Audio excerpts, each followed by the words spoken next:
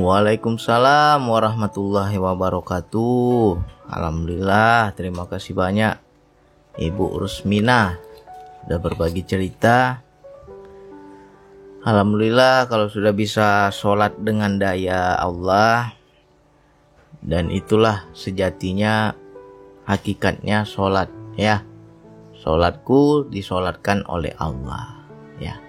Jadi kalau kita sudah paham daya dalam sholat, aku bang nggak bergerak bang, tapi aku digerakkan. Mengangkat tangan, ruku, ya kan, sujud, semua. Aku hanya mengikuti daya dari Allah. Nah, jadi kalau kita sudah paham sholatku disolatkan oleh Allah, jangan pernah merasa kita yang beribadah, ya. Kita harus pahami hakikat di kehidupan. Mengapa selama ini banyak orang merasa dia alim, dia suci, dia orang taat, dia orang takwa, dia merasa dirinya takwa, merasa dirinya taat, merasa dirinya ahli ibadah, ya kan? Rajin dia sholat, ngelihat orang gak sholat benci dia, merasa suci dia, ya berarti dia masih merasa dirinya yang sholat, ya kan? Jadi bagi kita yang sudah memahami daya dalam sholat, ya kita nggak merasa aku ini ahli ibadah, tapi aku beribadah karena digerakkan oleh Allah. Nah, itu harus kita pahami, bawa dalam kehidupan, sehingga kita tidak menghakimi orang lain. Ketika orang lain belum bisa seperti kita menghakimi, nggak boleh. Jadi bawa dalam kehidupan. Jadi daya dalam sholat itu jangan hanya ketika sholat saja kita pahami. Dalam segala hal kehidupan apapun, gerak hidup kita, bawa Allahnya. Ya, aku mau begini, aku digerakkan Allah, aku disuruh Allah. Aku mau begitu, aku mengikuti perintah Allah. Jadi kita paham perintah-perintah Allah di dalam kehidupan kita. Ya, jadi nggak lagi mengikuti nafsu, bawa dalam kehidupan. Jadi macam Bu Rusmina, jangan hanya pahamnya ketika sholat saja. Begitu pula bang, aku zikir baru sampai salawat Nabi saja, baru bersahadat saja sudah dayanya udah kenceng bang. Kita merasa daya di dalam zikir saja. Bagaimana dalam kehidupan? Bisa nggak kita bawa itu? Daya-daya Allah itu di dalam kehidupan kita. Rasa sambung kita kepada Allah dalam kehidupan kita. Kalau kita bisa membawa itu semua dalam kehidupan, ya hidup kita terkontrol, ya. Tidak lagi mengikuti hawa nafsu. Jadi coba itu dikembangkan lagi, bukan hanya di saat sholat, bukan hanya di saat duduk berzikir, tapi dibawa dalam gerak hidup, ya. Jadi kalau memang Bu Rusmina sudah paham dayanya, terus ada teman-teman pengajian dulu dengan guru-guru yang dulu. Kami dulu bang udah dikasih tahu oleh guru bang, tapi mungkin tekniknya tidak diajarkan, ya.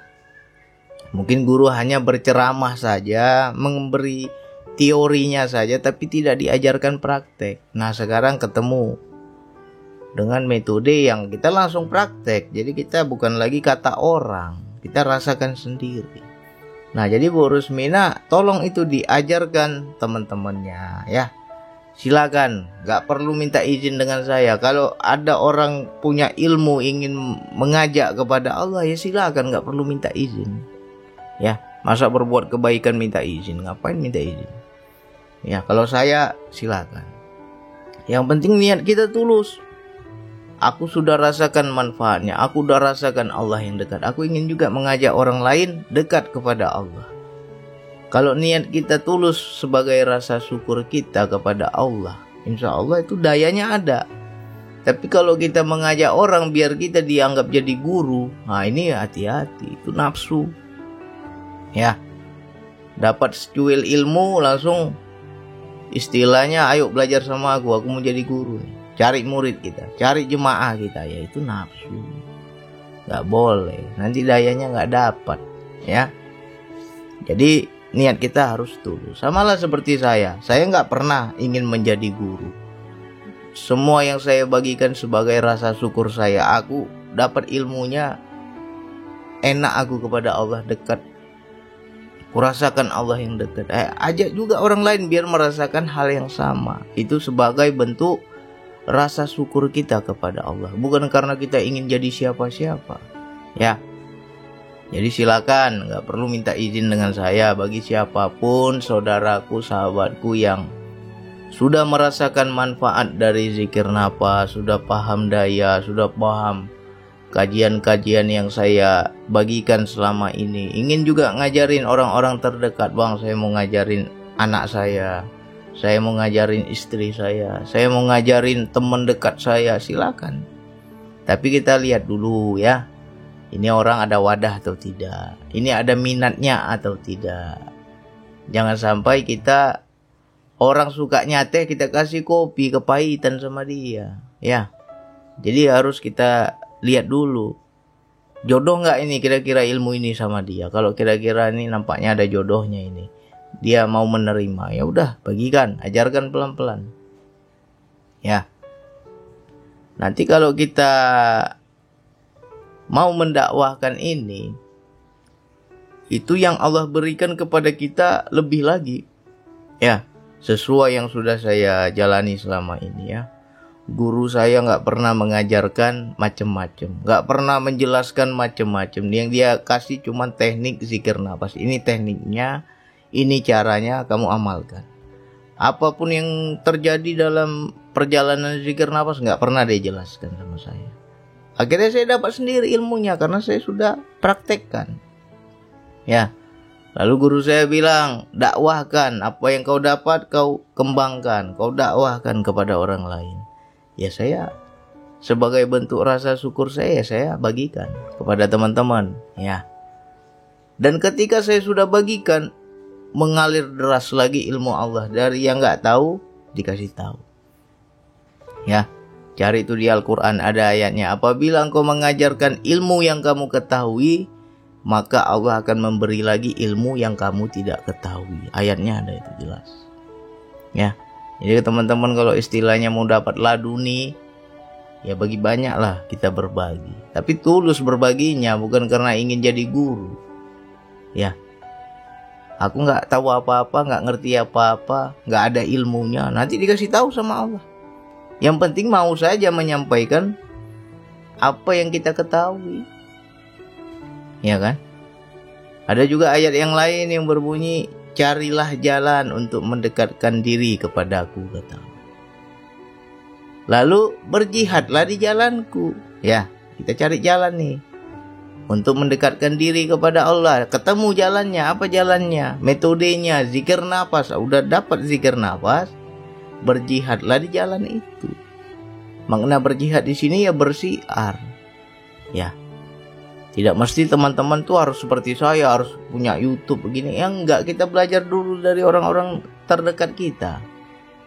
Ya kan? Biar mereka juga merasakan manfaat yang sama seperti kita. Itu mengenai daya tadi ya. Kembangkan daya itu bawa dalam kehidupan. Yang kedua, daya dalam zikir nafas ketika, bang aku baru baca doa aja bang, belum ada ku coba zikir nafasnya, ya belum mulai zikir nafasnya nih, baru doa-doanya aja nih. Ketika syahadat dayanya naik bang. Ya berarti Bu Rusmina peka kepada daya. Apakah ketika saya berdoa minta begini begitu, doa-doa tadi itu benar nggak bang? Ya benar, boleh. Itu rasa sambung kita kepada Allah. Ibarat kata gini loh, ibarat kata kita anak kecil di bawah, orang tua kita di atas. Ya, anak kecil kan di bawah, kecil kan. Orang tua kita berdiri, tinggi kan. Seolah-olah kita itu minta gendong sama orang tua kita. Gendonglah aku, gendonglah aku. Nah, begitulah ketika kita berdoa, dayanya muncul, itu Allah akan gendong kita, tarik kita. Sehingga kita dayanya lebih kencang, mikraj. Itu bahasanya mikraj. Ya. Kalau rasa yang di seluruh tubuh, istilahnya rasa atau daya yang di bawah kepala, jangan diikuti. Tapi seperti Bu Rusmina bilang tadi, Bang, nggak ada lagi semua kakiku, tanganku, aku yang ada tinggal kepala, Bang. Itulah puncaknya daya atau puncaknya kesadaran. Kalau orang-orang meditasi bilang itu adalah cakra mahkota, ya. Disitulah titik spiritual tertinggi. Nah, ketika dayanya sudah di kepala, di situ kan kita rasanya kesedot, ketarik ke atas, tapi hanya kepala aja, ya. Nah, kalau daya itu muncul macam mana, Bang? Ya minta gendong sama Allah. Ya Allah, gendong aku. Aku hendak mendekat padamu, sambut aku ya Allah. Ya. Seolah-olah itu bahasanya seperti digendong, minta gendong gitu. Anak kecil minta gendong kan begitu. Dia mendongak ke atas, menunggu agar digendong, ya kan? Nah, sama kita. Kita, ya Allah, tariklah jiwaku, ya Allah, sambutlah aku. Ya Allah, izinkan aku mendekat padamu. Oh, makin kencang dayanya. Ya. Nah, sampai daya itu hilang. Kalau teman-teman masih merasakan daya di ubun-ubun, Bang, masih ketarik, Bang, rasanya kesedot, Bang, itu belum lepas dari jasad. Itu masih proses trans, proses perpindahan, ya. Kapan dayanya kita lepas dari jasad? Ya nggak ada lagi daya-daya itu. Tapi kita sudah masuk ke wilayah rohani, ke wilayah batin, ya. Jadi dilatih aja. Kalau memang dayanya sudah di atas kepala, ya, leher ke atas, itu udah bagus. Teruskan, ya, minta sama Allah. Yang penting kita pasrah. Di situ nggak boleh digas. Ibarat kata orang naik motor digas itu akan kejang-kejang nanti karena daya terlalu kuat. Jadi bagaimana, Bang? Kita digendong oleh Allah, ditarik oleh Allah, jiwa kita migras kepada Allah, tapi kita tidak tersentak. Ya pasrah. Pasrah. Kuncinya itu ada di napas keluar. Di napas keluar itulah pasrah, ya. Nah, wilayah ini memang nggak bisa diajarkan, tapi nanti dengan seiringnya praktek akan paham apa yang saya katakan. Di pintunya di napas keluar. Waktu napas keluar kita nyebut Allah, di situ pasrah. Nanti dayanya lama-lama lembut sampai betul-betul hilang, ya. Jadi Bu Rusmina silakan dilatih terus. Bagi saudaraku, sahabatku yang lain yang sudah merasakan manfaatnya, ya, jangan sendiri-sendiri ke surga, ya. Ke surga itu harus ngajak-ngajak. Ketika engkau sudah merasa wilayah rohani yang dekat kepada Allah, jangan kau sendiri, ajak-ajaklah orang lain. Berbagilah kepada orang lain. Karena itu perintah Allah, berjihadlah engkau di jalanku, kata Allah. Ya, cari jalannya untuk mendekatkan diri kepada Allah, kata Allah. Aku udah dapat, Bang, jalannya. Udah dapat jalannya, sudah diamalkan, sudah paham ilmunya. Berjihadlah di jalan Allah, kata Allah. Ya, jihad kita. Sebarkan ilmu zikir nafas ini. Ya, semampu kita. Ajarkan, jangan kita istilahnya nggak pede, Bang, aku aja nggak ngerti, Bang. Ya anggap saja sama-sama belajar. Kalau ada saudara kita, sahabat kita, teman kita yang mau belajar, ya ayo sama-sama belajar, bilang aja gitu, ya. Nah, ketika kita siap, nanti Allah akan lebihkan ilmu kita. Dapat itu yang namanya laduni, ya. Ilmu dari sisi Allah yang tidak diajarkan oleh siapa-siapa, ya. Bukan dari guru kita yang ajarkan, tapi guru sejati, Allah sendiri yang ajarkan. Tiba-tiba paham kita ilmu. Ya, itu yang sudah saya jalani selama ini. Dapat sedikit, kasih. Dapat lagi besok, kasih lagi. Dapat lagi, kasih lagi. Akhirnya nggak habis-habis ilmu kita. Ya, macam Ibu Rusmina, coba jangan hanyut pada daya. Istilahnya takjub. Bang, dalam sholat kurasakan aku digerakkan oleh Allah, aku ikutin daya dari Allah. Nah, di luar sholat bagaimana?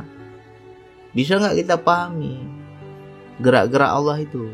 Ya, Bang, dalam zikir aku rasakan ketarik ke atas, aku rasakan daya di atas kepala. Ya, itu kan ketika duduk berzikir. Bagaimana dalam kehidupan? Ada nggak rasa sambung kepada Allah itu? Ya. Jadi jangan hanya di spiritualnya saja kita hebat, tapi dalam kehidupan nol. Dalam kehidupan gak ada rasa sambung, dalam kehidupan gak ada kita berisan. Jadi harus bawa dalam kehidupan. Ya, udah paham kan? Disolatkan Allah, udah bang, aku udah ngerti bang. Bukan aku yang sujud, bukan aku yang ruku. Dalam segala apapun gerak hidupmu, jangan kau merasa engkau yang bisa. Jangan kau merasa engkau yang beribadah, jangan merasa engkau yang berkuasa. Kita ini hanya dititipkan kuasa. Ya, kalau kita bisa buat baik sama orang, ya Allah yang gerakkan, bukan ini karena hebatku. Kita bisa begini sama orang, bisa begitu sama orang. Kita bisa melakukan suatu ibadah, bukan aku yang beribadah. Ya, sehingga hilanglah keakuan kita. Larinya ke situ pemahamannya. Jadi jangan hanya dicari spiritual tapi nggak bisa diterapkan dalam hidup. Kan banyak gitu. Ngaji makrifat, ngaji toreko, spiritualnya luar biasa, tapi dalam kehidupan nggak nampak spiritualnya. Seharusnya yang orang-orang berspiritual itu dalam kehidupannya kelihatan. Ya. Kan banyak kan kita jumpai orang sudah taat ibadah, alim, sampai hitam jidatnya, sholatnya luar biasa.